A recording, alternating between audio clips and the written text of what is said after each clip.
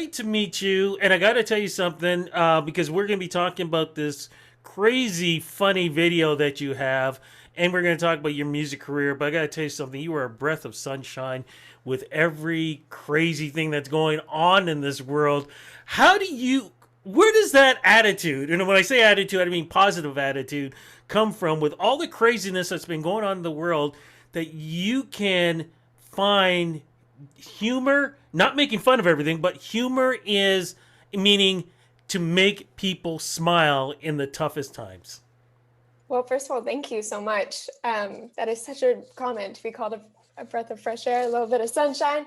Um, I always aim to make music that helps people connect. And I think humor is a really excellent way to do that. I think that we all need to look for the silver linings now. And if I have a platform to be able to share that with people, then I want to be able to use that for positivity. You definitely do that. Look, like I said, we're going to get into this new single because it is hot. But I want to get into the music career and where it all began. Originally, where you're from and that love of music. When did that start kicking in for you?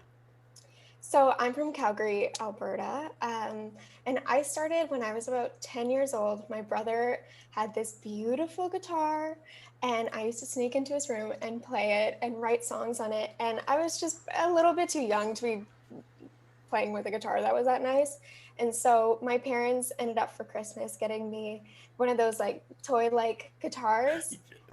Yeah, and I just ran with it. I loved it so much. I don't know if I knew that I was writing songs. I think I just thought I was being creative and just kind of in the flow of things, but I ended up completely falling in love with the process and I've been in love with it ever since. Now I'm just curious. Were you more into country because Calgary is more of a country feel kind of area? Yeah, so I actually was in country for a minute. I never released anything as a country artist, but I competed in country competitions. I still write for a lot of country artists. I work a lot in Nashville. Oh, cool. Um, yeah, just doing songwrites and things like that. And I love the country world. It's not for me as an artist, but I have a lot of appreciation for country. Well, we got to let people know. Even though we use the word Nashville. Nashville is not just a hub for country music. Nashville is a hub for music. Period. I've said this a million Yes. times. I say Nashville is first for songwriting and getting together. I feel like L.A. is second and New York is third. Have you hit L.A. and New York for the songwriting hub yet? I was in LA just a few months ago. Ah, Um, yeah, love LA, love the weather yeah. specifically, but not so much New York.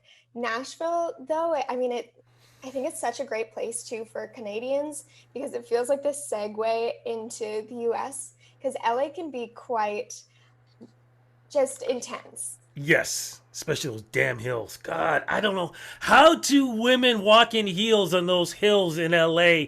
I will never know. I had a tough time just the way my ankles were on runners, but love going Yeah, to LA. I can't I do it, mean, but no, the traffic. yeah, the traffic too. It takes I'm not forever worried to about the get. heels, but the traffic. um, now, did I read something about you and Keith Urban?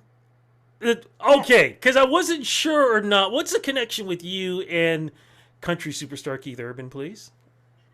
We performed together. I performed on stage with him. What was that like, and how did that happen? So it was kind of a super weird fluke.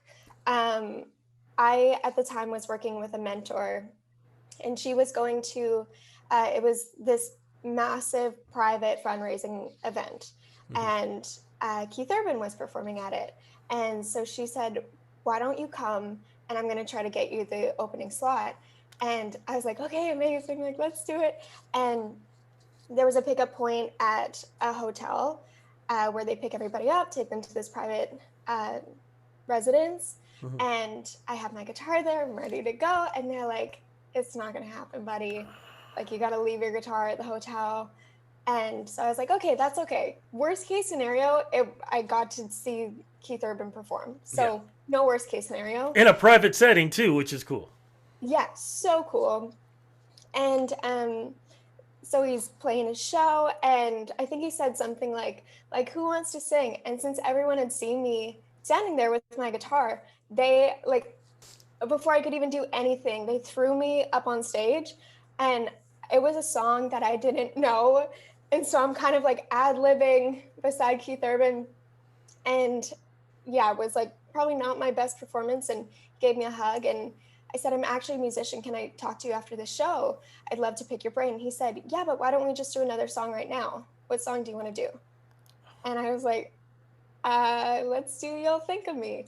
He's like, "Okay." And we like figured out the key, like right there on stage. And then, yeah, we played the song together. You know, he's not given enough credit because your story isn't the only story I've heard where he's just pulled a random person. Of course, you're not random, but you know what I mean by Mm. random person, and have them perform with them. Nicest guy, and what a way to share his stage with somebody like yourself. Do you see yourself in the future doing the same thing for somebody else? I would love that. I think it's so fun. It's so creative. It's such a great way to build a community too, because it also makes the audience feel like they're part of this big thing in someone's life. And Keith Urban is really a conduit for what could be very big for somebody. Absolutely. Now, when did it actually flip for you? Because even though you said it was for a minute, and yes, you're still writing songs for country artists, when did the pop side come in? The pop side came in, I think it must have been maybe 6 months or a year before my first single came out in Hmm. 2019. And it really was birthed out of me feeling a little bit frustrated with writing country music. Love country music, but when you're trying to write it from a commercial space and you're like, okay, we got to fit mud in somewhere, probably got to talk about feet and red solo cups, like And don't forget, you got to have liquor in it. There's got to be a yes, liquor somewhere in that song. yeah, preferably beer. Yes. Um, and like you just get kind of like bogged down and being like, this is not authentic to me. I don't mind getting a little dirty, but like I don't need my toes in the mud. I just don't. And so I was kind of frustrated with just feeling very stuck. And I decided I just wanted to write songs, no genre, just kind of free flow with it. And that's how I discovered the sound that I have now. Kind of like what Taylor Swift went through. Yeah. Yeah, no, it's an interesting comparison. You just basically explained what she had to do in making her transition. You mentioned that your first single was coming out in 2019. Something else was happening in 2019. It's something called a pandemic. So here you are trying to kick off this amazing pop career, and then you have one of the global, crazy things to happen. Uh, how did that affect your kickoff for your pop career when the world is dealing with something so horrible, and then all the other things that started to follow along with that? Yeah, I mean it was intense. I think having the experience as a songwriter in the industry first before kind of launching as an artist really gave me a lot of resilience, and also gave me some experience and some perspective. But I mean, the pandemic was a really challenging time for everybody, and it really felt like that's when we needed things like music the most. Yeah. So it kind of shifted from, I mean, so much of being an artist is very like focused on you, like you have to like your image, your branding, all of that. And when the world is hurting and going through a big thing, it's like, okay, but music is not about me, and this is really a defining moment where we need to shift and help. So then, how did first off, did your songwriting change because of the way the world was looking? Because, our eyes and ears were thinking one way, and then when this hit, maybe things shifted and your songwriting changed. And also, how much did social media help you with your music career? Yeah, with the songwriting, I think it's such an interesting question because I don't think you can really avoid these external environmental factors, like the anxiety that we were all feeling, Yeah.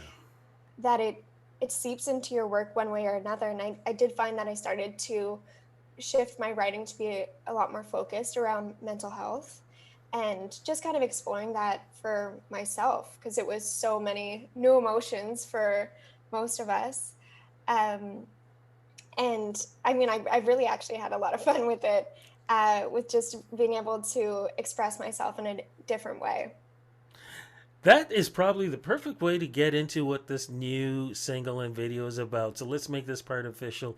What is the new video and song, and how does the song represent you in this point in your career? What's it about? Yes, I believe that you are referring to Kitty, which is a video and song that I released this past fall. I'm actually working on this new EP now. So I'm like, as I'm doing these interviews, I'm like, okay, no, no, no, that song's not out yet. Okay, focus. But Kitty is a really fun little revenge anthem. Um, Yes, and the video explores all of these different fairy tales and kind of the folklore stories that we heard growing up, like Red Riding Hood, Hansel and Gretel. There's a little nod to Rapunzel in there. How did you come up with something like that, and also with just the whole concept?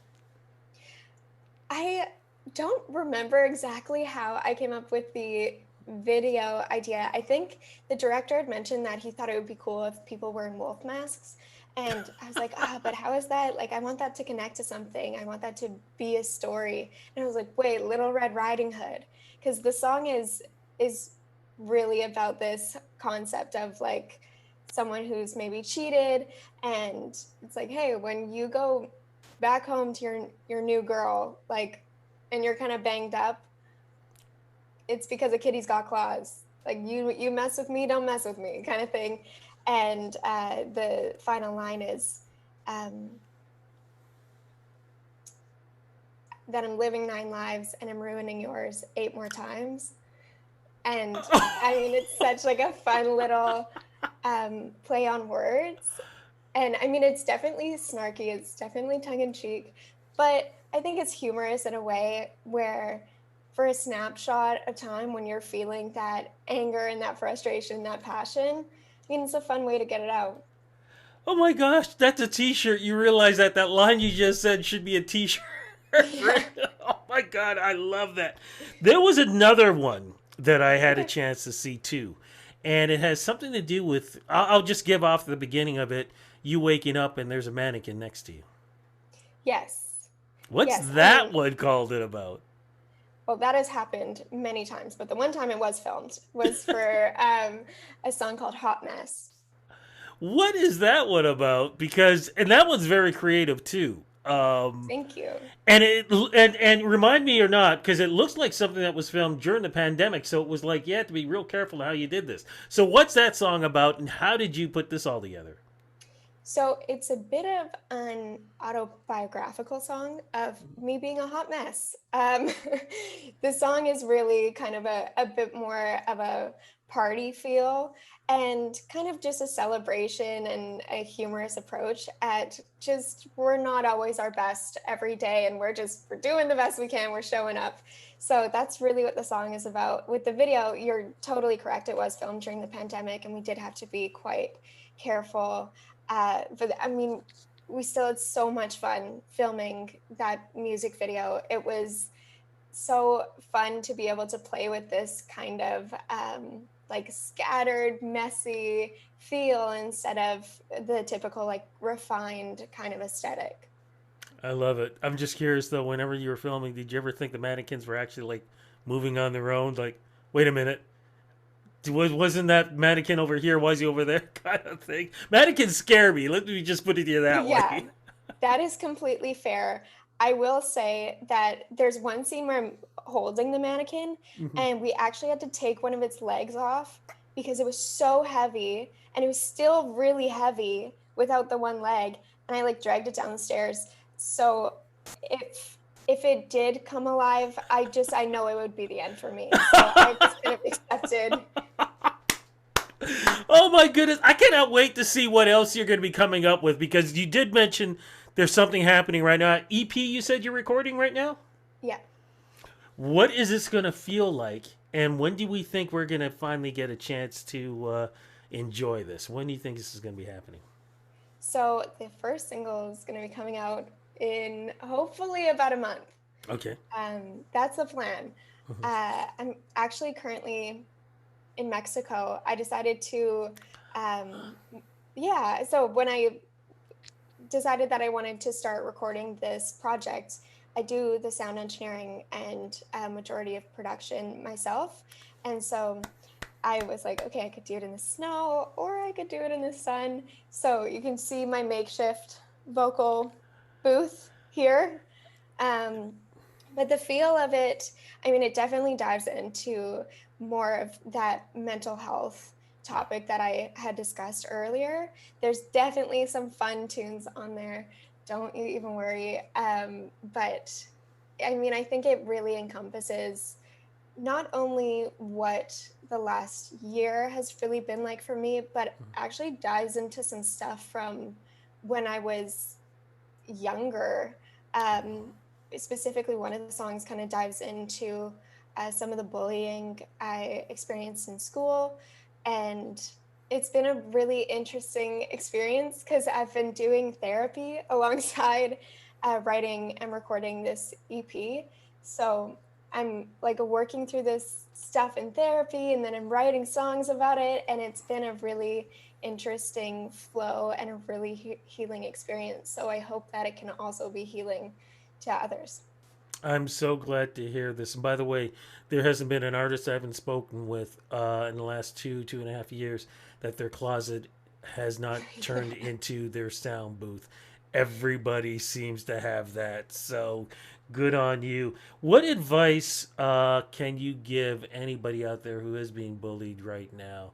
Um, because they could be, with the pandemic and all the, unsure things that they see on the news, and then having this stuff happen, whether it be physically or on social media or whatever else. What advice can you give them that hopefully they can, stay positive and get through it? Yeah, for myself, if I could, as my older self, go back and speak to my younger self, I would say, I know you think it is going to make your life so much worse to talk to a parent, to talk to a teacher, to come forward about this.